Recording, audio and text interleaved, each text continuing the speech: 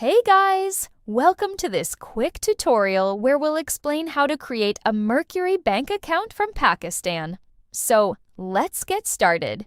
In this video, I'll show you the simple steps to create a Mercury bank account even if you are in Pakistan. First, open your web browser on your computer or laptop. Then go to the search bar and type Mercury Bank. From the search results, open the official Mercury website. Once the website opens, look for the Open Account option and click on it to begin the account creation process. After clicking the button, wait a few moments for the application page to fully load. When the page appears, you will need to start filling in your personal and business details.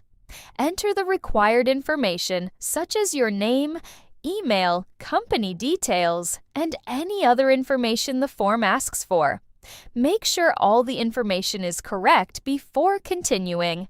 After completing the form and submitting your details, your account application will be processed.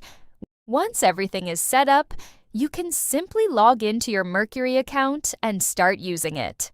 The process is very simple and only takes a few minutes if you follow the steps correctly. And that's it. If you found this video helpful, consider giving it a like and subscribe.